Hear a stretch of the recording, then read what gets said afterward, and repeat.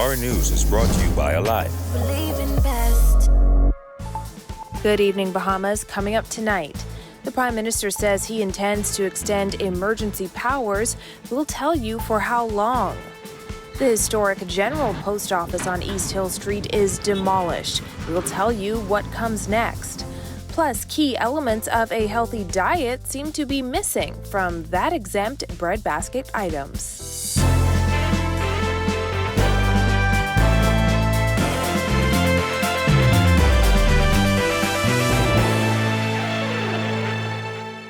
Welcome to Our News, and thanks for joining us. I'm Christina Dragovich. Topping news tonight, Bahamians reacting to the Prime Minister's notice in the House of Assembly last night that he intends to seek Parliament's approval to extend the state of emergency to December 28th.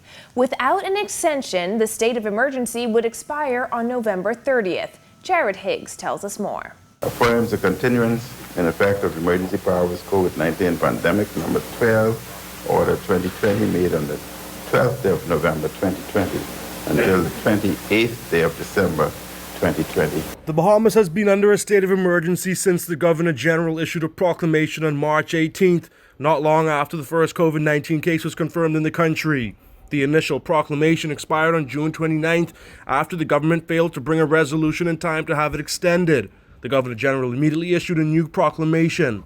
Given that the Bahamas Constitution provides for extensions up to 6 months, the extension to the end of December would be the last one the government could secure under the current proclamation. I believe that the curfew should not be extended. Not everybody agrees with the use of emergency powers to combat the virus. Bishop Walter Hanchel of Great Commission Ministry says the emergency powers have been in effect for too long and they give too much power to the Prime Minister. The Bahamian people has complied.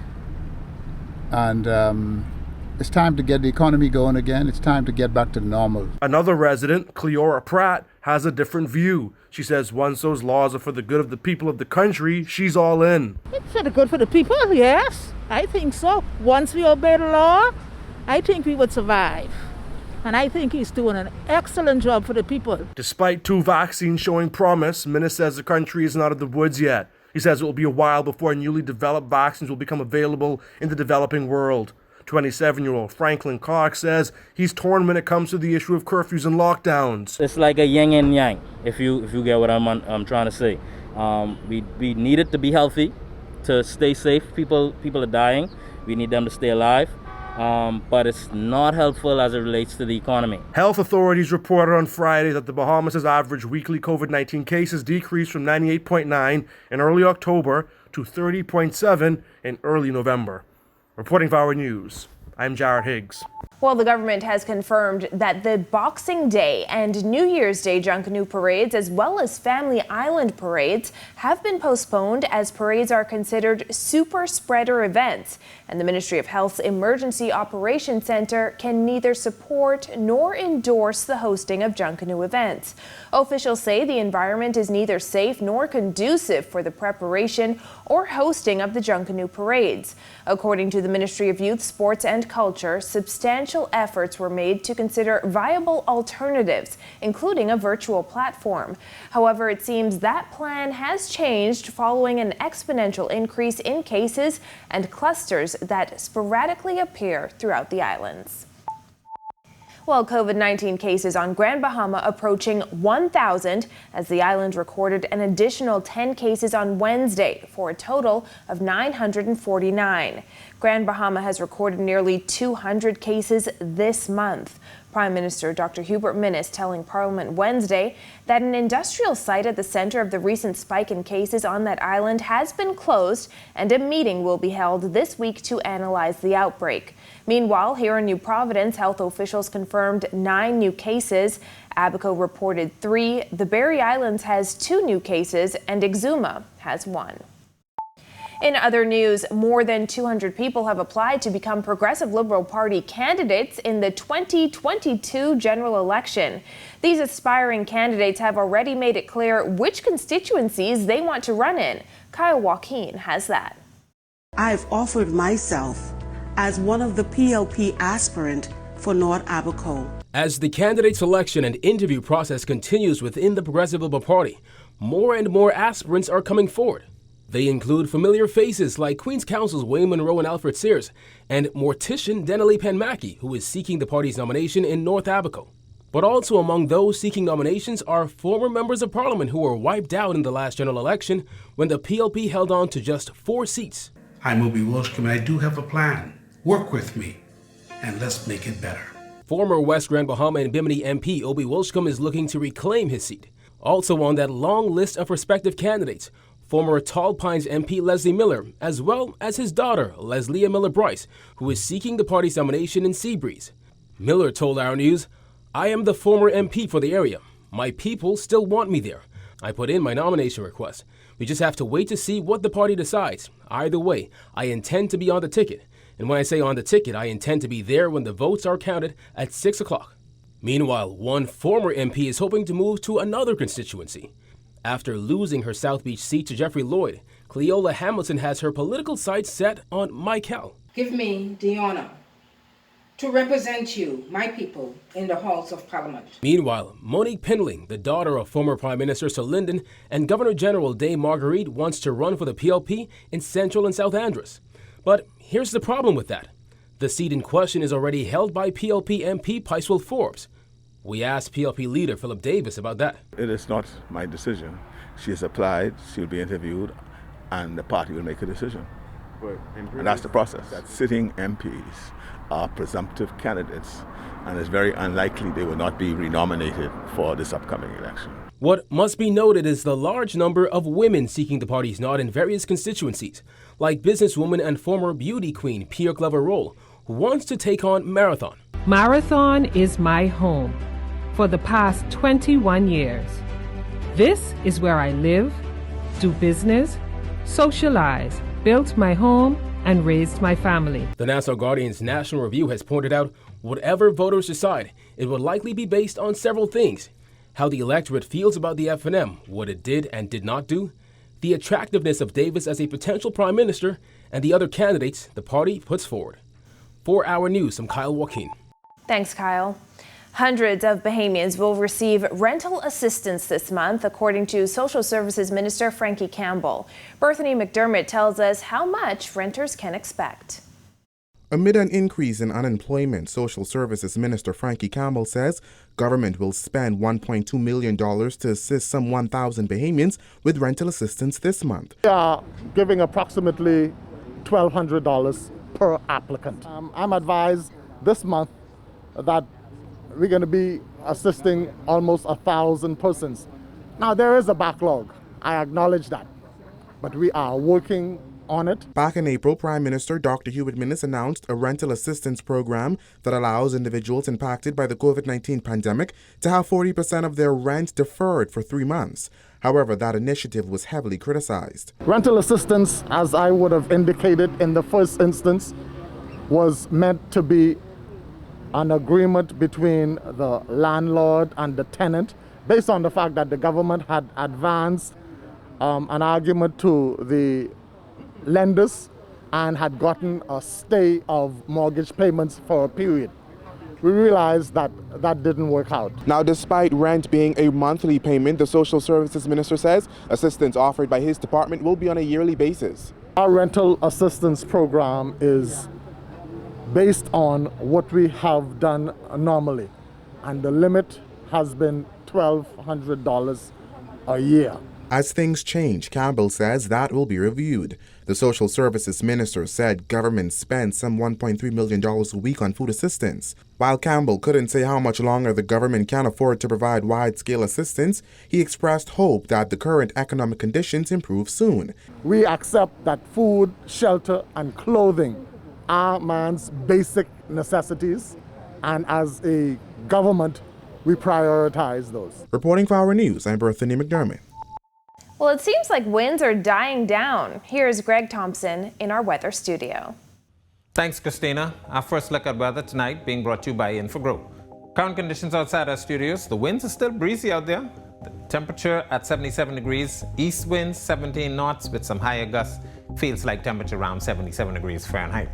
On our satellite, high pressure system remains in control. We do have that frontal boundary still hanging out near the southeast Bahamas, generating some showers and isolated thunderstorms there. but the high pressure will continue to remain in place tonight through tomorrow. That's your first look at weather. Your extended forecast is still to come. Still to come on Our News, why some healthy foods still haven't made it to the breadbasket list. Plus, the families of 5 murdered women are demanding justice. Stay tuned.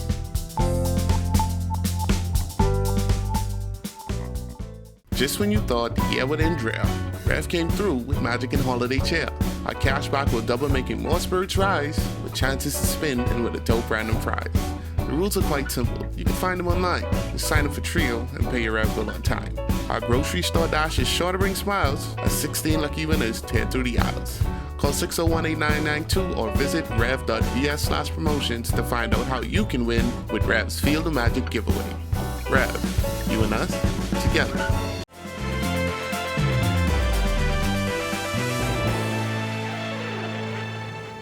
Signed, sealed, demolished. Demolition on the old post office building on East Hill Street began today to make way for the new multi-million-dollar central bank complex. Asbestos removal began earlier this year before the building could be taken down. The General Post Office building was constructed in 1971 and later on also housed offices for other government ministries and departments. Well, a man's body was discovered inside a Chippenham home following an overnight fire. Police say shortly after midnight, the fire department was alerted to a structural fire on Tyler Street. On arrival, officers met a single-story structure engulfed in flames. The fire was extinguished a short time later, and the man's body was discovered. Investigations continue. In other news, more than a year after then Health Minister Dr. Dwayne Sands vowed to make healthier food options more affordable through a reimagined breadbasket, the government has failed to follow through on its promise to make certain fruits and vegetables VAT-free and price-controlled. Jillian Gray takes a closer look. Remember when then Health Minister Dwayne Sands promised to expand VAT-free breadbasket items to include healthier foods? My ministry will travel throughout the length and breadth of the Bahamas to encourage adoptions of healthy alternative lifestyles. We will ensure that any revision results in affordable options for all.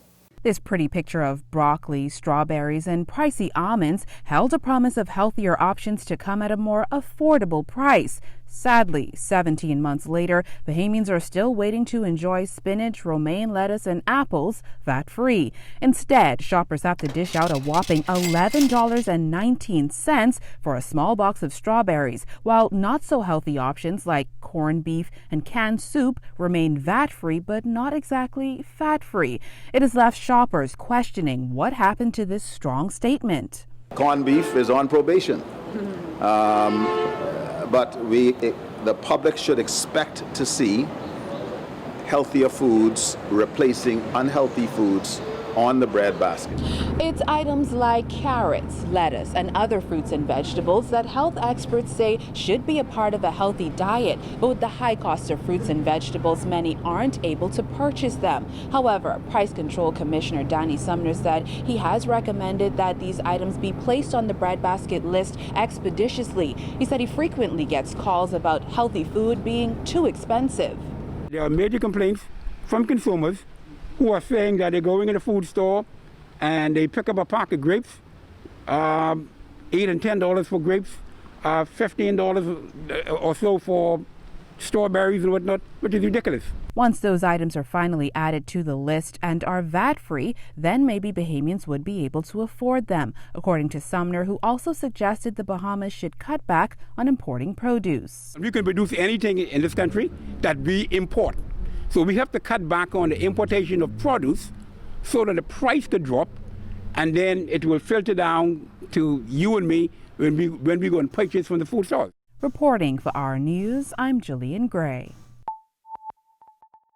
Well, family members of 5 Nassau Village women who were murdered in separate incidents over the past year are desperately seeking closure. Giorgio Bain has their story. Family members of women who have lost their lives violently are speaking out, saying that the pain never goes away, especially when those cases are never closed. The faces of the 5 women are now featured on a billboard at the entrance of Nassau Village. They are Gloria Roll, Kenrika Martin, Cleo Lockhart, Alicia Sawyer, and Ednique Wallace. Police found Lockhart's body near her home on a dirt road in Nassau Village on December 14, 2019. Nearly 1 year later, no one has been charged with the murder of the 40-year-old mother of 6. Her mother, Mary Jane Major, says her heart is still heavy. It hasn't been any closure, so it really has a burden on the family because we really need a closure with this crime. You know, we want to know why, who. Meanwhile, 17-year-old Kenrika Martin was found dead behind Stokes Cabana on Yamacraw Beach on November 27, 2019. She was partially nude and had blunt force trauma to her head as well as abrasions to her neck. Her mother said she went to print some documents for a job application that night and never returned. Before my way, I was on the bus and my boyfriend called me and told me, said the man come looking for ID and document. I say, for what? He say, for a daughter. He said, Mom, my daughter dead. He say, I know the streets. He said, my daughter dead. So I just rush on. And I come and I drop down, start crying. And 1 week before the 1-year anniversary of her daughter's death, Lightbourne is still hoping for closure. And so is the family of 58-year-old Gloria Rowe, who was found in a pool of blood in an apartment with her boyfriend on September 17, 2019. Her daughter Naomi recalls the morning she found out her mother was murdered. One man said to go out where he lives. And so I drove over there, and when I drove over there, the door, the house, the portion where he was living at, the door was just open. And I was like, that is strange, you know. And so a little boy came running, and I say, sweetie, where you going? I say, where the person who live in here? And an adult was running behind him. So I asked the guy, I say, sweetie, where the person who live here?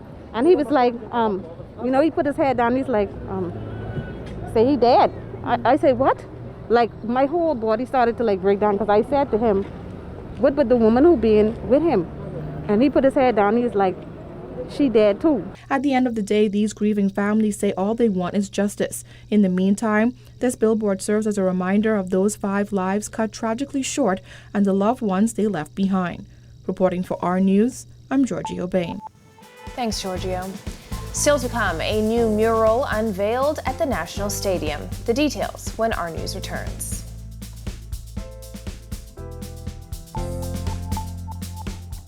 Just when you thought the year would end dry, Rev came through with Magic and Holiday Cheer. Our cashback will double, making more spirits rise, with chances to spin and with a dope random prize. The rules are quite simple. You can find them online. Just sign up for Trio and pay your Rev bill on time. Our grocery store dash is sure to bring smiles as 16 lucky winners tear through the aisles. Call 601-8992 or visit rev.vs/promotions to find out how you can win with Rev's Field of Magic giveaway. Rev, you and us, together.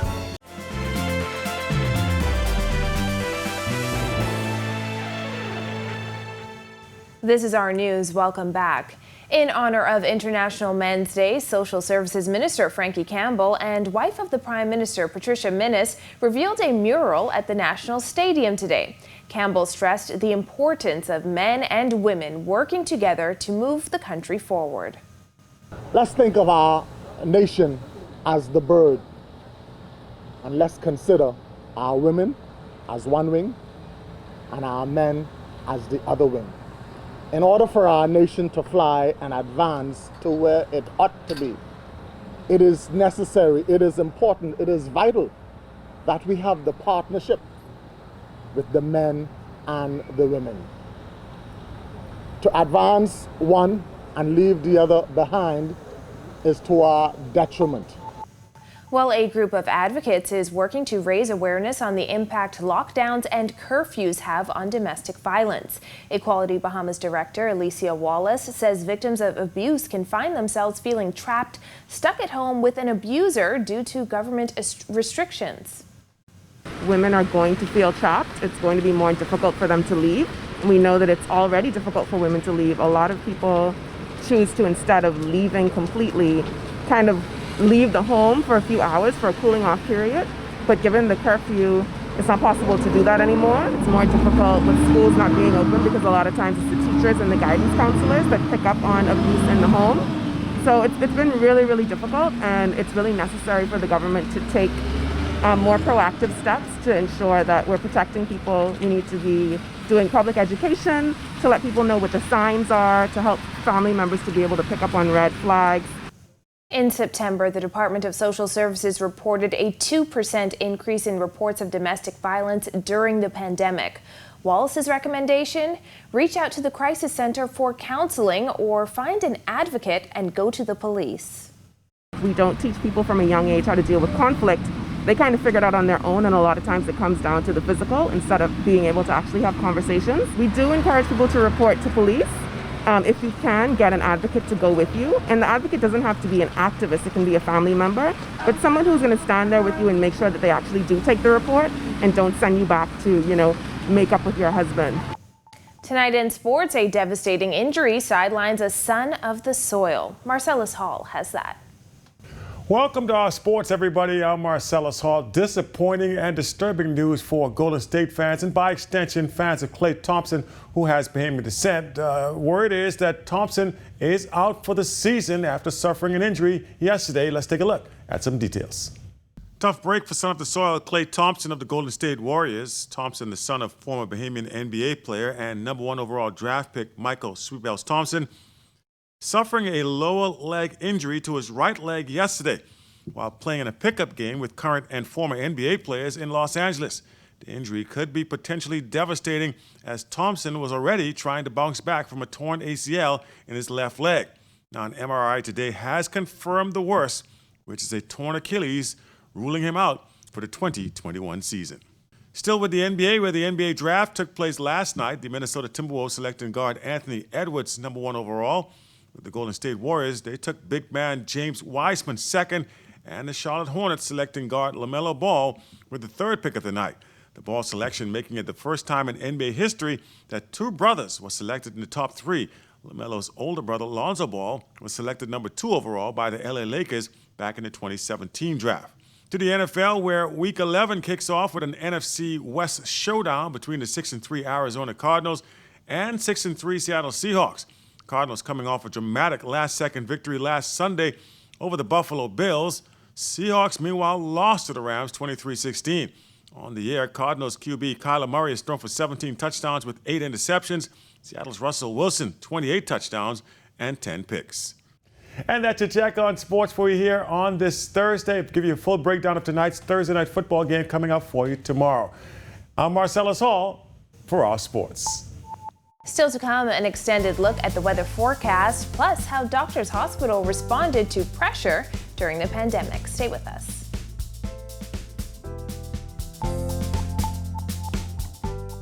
This is a huge deal. NFL Sunday Ticket is back, only with Rev Trio.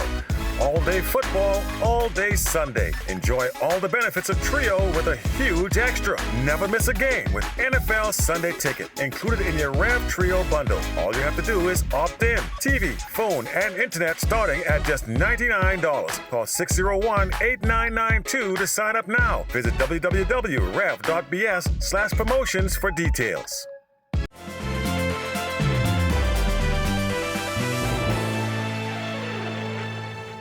Just when we were getting used to cooler temperatures, it looks like things are changing again. Here's Greg with our weather forecast. Thanks again, Christina. Our second look at weather, we take a look at a satellite picture around the region. Frontal boundary still hanging out near the southeast Bahamas, falling stationary. We expect this frontal boundary to dissipate over the next 24 hours. Strong high pressure behind that continues to generate those very brisk winds. We expect those winds to start falling off by Sunday and improving conditions into next week. Here's a look now at your boating forecast. For all areas, we're asking you boaters to remain in port. The winds are going to be out of the northeast to east, 20 to 25 knots with some gusts to near gale force. Your seas will be very rough, 4 to 7, but up to 12 feet offshore. Here's a look now at your national forecast.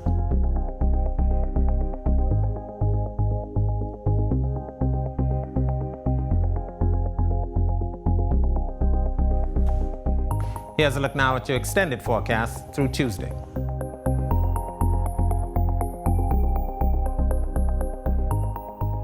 That's a look at our weather. Have a safe night, everyone.